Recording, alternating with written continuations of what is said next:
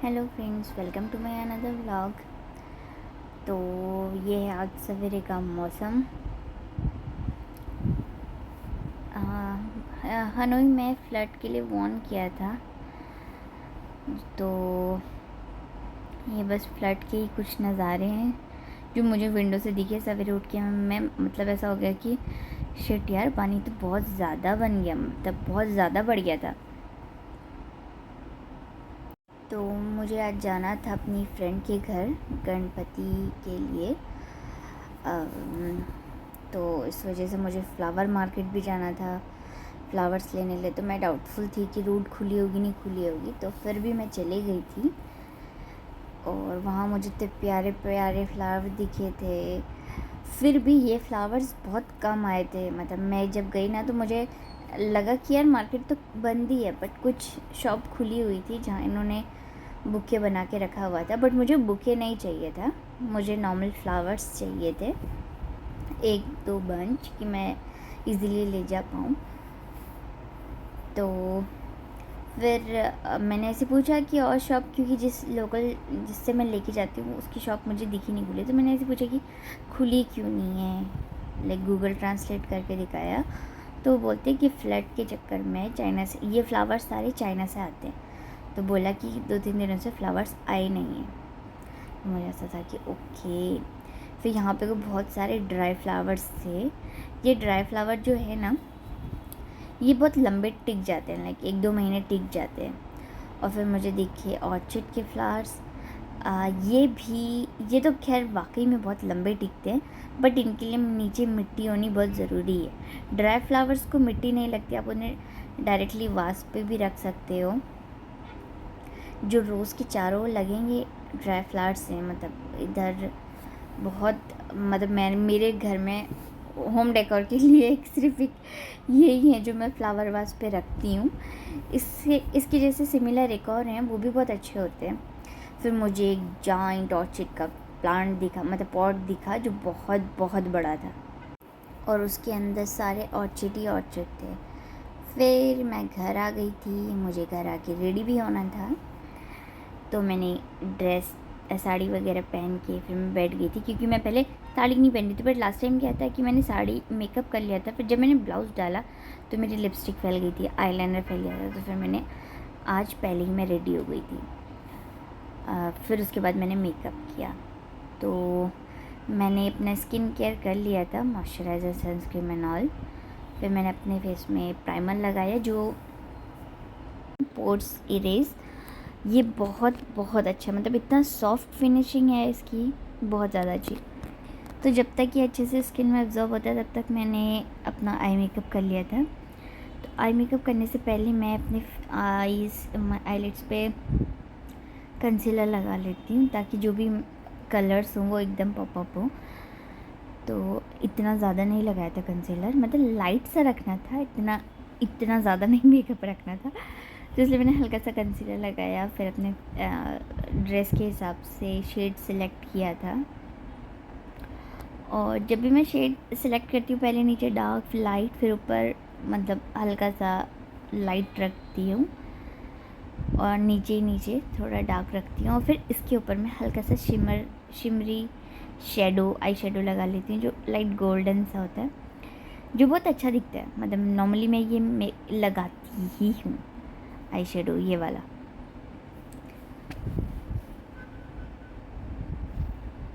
और इसके बाद फिर मैंने आईलाइनर लगाया। और आईलाइनर लगाने की कैसे दिक्कत है ना, कि जब भी हम आई मेकअप करते हैं या कुछ भी करते हैं तो फेस एकदम आड़ा टेढ़ा से बन जाता है, मतलब एक्सप्रेशन आड़े टेढ़े से हो जाते हैं। ऐसा मेरे साथ ही होता है या आप लोगों के साथ भी होता है, कमेंट करके बताइएगा। फिर मैंने आईलाइनर लगा लिया था। आईलाइनर के बाद मैंने मस्कारा लगाया।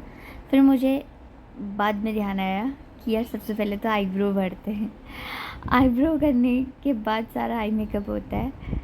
बट मैंने कहा कोई नहीं, मैंने लास्ट में अपना आईब्रो फिल किया। और आज मैंने फाउंडेशन लगाया स्विस ब्यूटी का, जो बहुत बहुत अच्छा, मतलब इसका टेक्सचर बहुत ऐसे क्रीमी सा टेक्सचर है। मैं मैक का इसलिए नहीं लगाया क्योंकि उसको ना ऑब्जर्व होने में बहुत टाइम लगता है, और इतना टाइम मेरे पास था नहीं। ये बहुत इजी है, मतलब बहुत क्रीमी है और अच्छे से स्किन में एब्जॉर्ब हो जाता है। तो मैंने पहले इसको अपनी स्किन में अच्छे से लगा लिया। लगाने के बाद मैंने अपने ब्यूटी ब्लेंडर पे क्या बोलते हैं इसे, setting spray, yes, setting spray को स्प्रे करने के बाद उसको अच्छे से ब्लेंड करा अपनी स्किन में। हमें ब्लेंड नहीं है एक्चुअली, मैं इसको रगड़ रही थी अपनी स्किन में कि कैसे भी ये बैठ जाए लाइक। फिर उसके बाद जब ये अच्छे से हो गया था, फिर मैंने अपने आइज़ के नीचे और नोज़ के पास और थोड़ा सा जॉ लाइन के पास कंसीलर लगाया। ये इसमें कुछ ज़्यादा ही येलो दिख रहा है, ये शायद फ़िल्टर है या ये क्या है। फ़िल्टर तो है नहीं, बट मेरा कैमरा कुछ ज़्यादा ही कलर दिखाता है। लाइक मैं अभी तो साड़ी देखूँ और टॉवल देखूँ तो कुछ ज़्यादा ही ऐसे हाईलाइट हो रहा है पर इतना नहीं है। फिर कंसीलर लगाने के बाद मैंने हल्की सी कंटूरिंग की, जिसकी मेरे को बहुत ज़रूरत है। काश ये नेचुरली हो जाती बट ये नेचुरली नहीं हो पाती, तो इस वजह से मैंने अपने फेस को कंटूर किया और फेक जॉ लाइन बनाई और नोज़ के पास भी हल्की सी शेडो दी। एंड मेरे को नोज़ के पास ज़रूरत नहीं थी, बट आई मेकअप को फिनिशिंग देने के लिए नोज़ के पास मुझे करना पड़ा। तो नोज़ की कंटूरिंग में हमेशा पतले ब्रश से करती हूँ, नहीं तो फिर वो बहुत ज़्यादा ब्लैक सा रह जाता है।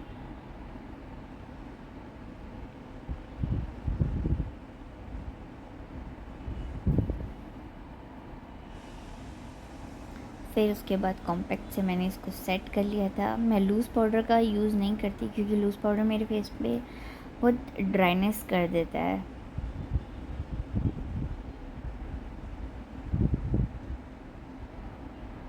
फिर मैंने सारे मेकअप को फिनिश कर लिया था। फिर लास्ट में मैंने लगाई लिपस्टिक के लिए मेरे को बहुत डाउट हो रहा था कि कौन सी लाइट लगाऊं डार्क लगाऊं, तो मेरी फेवरेट पिंक लिपस्टिक, तो मैंने फिर इसी को लगा दिया।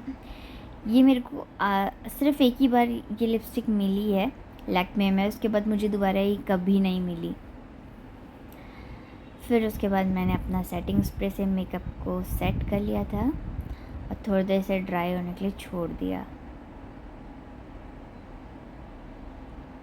फिर जब वो मेकअप ड्राई हो गया था, फिर मैंने हेयर ड्राई किया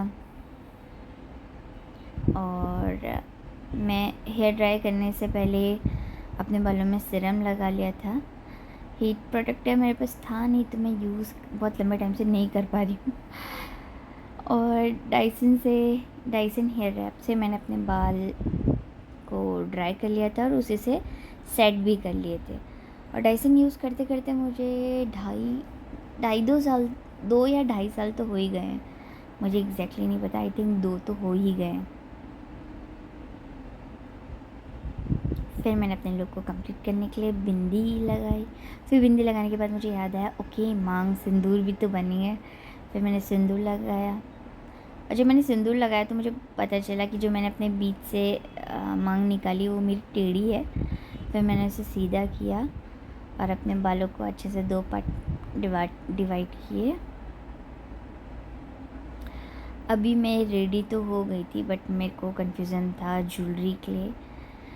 ये मेरे पास एक कुंदन का सेट था जो मेरी सिस्टर ने मेरे को दिया था। मुझे ये उल्टे साइड से ज़्यादा पसंद आ रहा था, कि मतलब उस साइड से ना कुछ ज़्यादा ही चमक रहा था और ये साइड मेरे को बहुत अच्छा लग रहा था। बट इसके जो इयररिंग थे वो इस साइड के नहीं थे, वो कुंदन वाली साइड के से थे। तो मैंने कहा चलो ठीक है, एक बार पहन के देख लेती हूँ कैसा लग रहा है। तो ये मुझे ना बहुत बड़ा बड़ा सा लग रहा था। मेरे को ऐसा लग रहा था या तो मेरा गला बहुत छोटा है या तो ये कुछ ज़्यादा ही बड़ा है।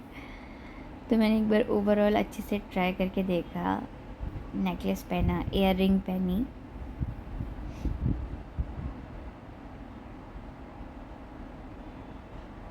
तो मुझे जब ये मैंने पूरा कंप्लीट करके देखा तो मुझे ये अच्छा नहीं लगा। फिर मैंने इसका नेकलेस उतार लिया कि चलो नेकलेस नहीं पहनूंगी तो सिर्फ इयररिंग पहनूंगी, तो इयररिंग भी अच्छी लगेगी। और अचानक ही मेरा इयररिंग गिर गया जब मैं नेकलेस उतार रही थी और वो टूट गया था। फिर मैं गई अंदर रूम पे, मैंने दूसरी इयररिंग निकाली मुझे छोटे से इयररिंग चाहिए थे, मुझे नहीं चाहिए था कि मैं नेक में भी पहनूँ या कुछ भी। और फिर जब मैं निकलने वाली थी तो मैंने देखा कि बहुत पानी भरा हुआ है रोड में। तो मुझे डाउट था कि मुझे ग्रैब मिलेगी नहीं मिलेगी, आई मीन टैक्सी मिलेगी नहीं मिलेगी। बहुत ज़्यादा पानी था।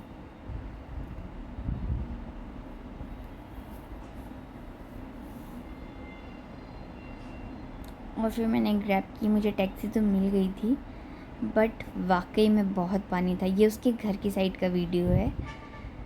इतना पानी था कि जब मैं गाड़ी से उतर के उसके घर तक पहुंची भी ना, मैं थोड़ी से 2 मिनट भी नहीं होगा कि मैंने वॉक किया, मैं भीग गई थी।